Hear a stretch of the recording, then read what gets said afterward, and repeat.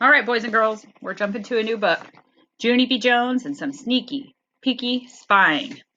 So this book probably won't take us very long to get through, and then I'll do the second part of Captain Underpants, and then I will do a Horrible Harry.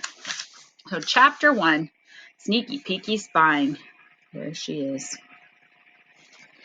My name is Junie B. Jones. The B stands for Beatrice, except I don't like Beatrice. I just like B, and that's all. I go to kindergarten.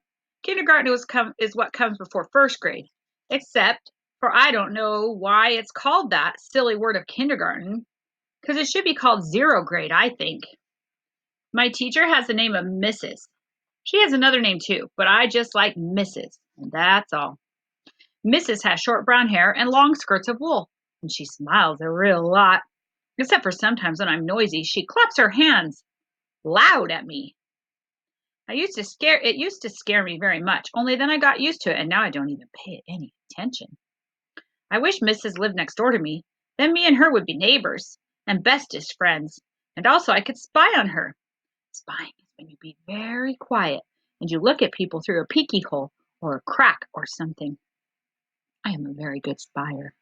That's because I have sneaky feet and my nose doesn't whistle when I breathe. Last Friday morning at Grandpa Miller's house, I hided in the dirty clothes hamper. Remember, Junie doesn't always use proper grammar, so instead of saying hided, she should have said I hid.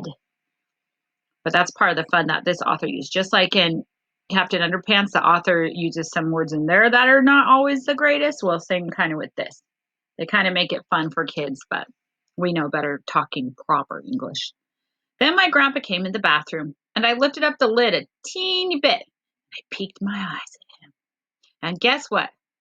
Grandpa Miller took his whole teeth right out of his head. That's what. I popped right out of the hamper. She scared him so much his teeth flew out. See it up there in the picture? Well, kind of scary too. Someone was in your hamper when you thought you were going to be having alone time in the bathroom. Hey, Grandpa! How did you do that crazy thing? I hollered. Then my grandpa screamed very loud and he runned out of the bathroom. Speedy quick. We would have said he ran out of the bathroom. Grandpa Miller has high blood pressure, I think. Pretty soon, Mother hurried into the bathroom with angry feet. That's it, she yelled. No more spying. This is the last time I'm telling you. Do you hear me, Missy? Do you? Yes, I said, 'cause you're hollering right in my ear. That's why. Then Mother took me home, except for she kept on staying mad at me. Find something quiet to do, she said, kind of growly. Your baby brother has to take his morning nap. And then I thought and thought about what to do, and a very great idea popped into my head. First, I took off my loud shoes, then I tiptoed into baby Ollie's room in just my sock feet, and I spied on him through the bars in his crib.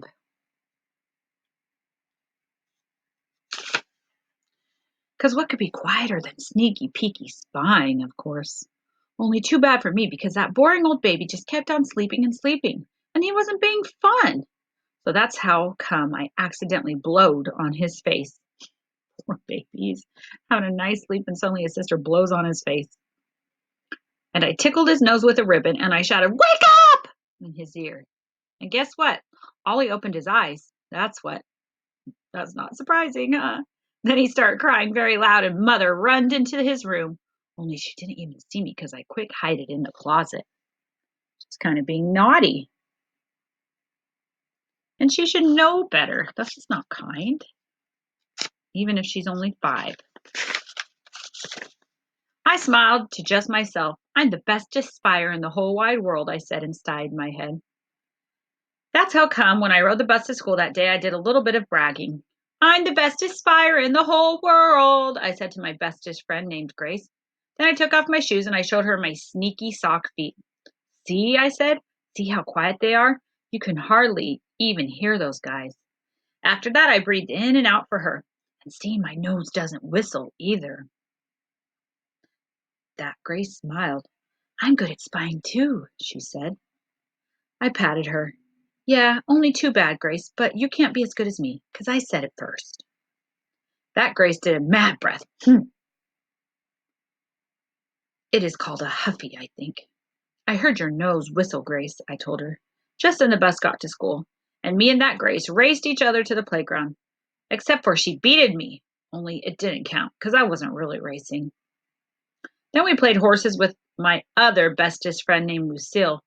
Only pretty soon the bell rang and we all runned to room 9, speedy quick. Mrs. was at the door waiting for us. "Good afternoon, ladies," she said. "Good afternoon, lady," I said back very politely. Then Mrs. smiled at me.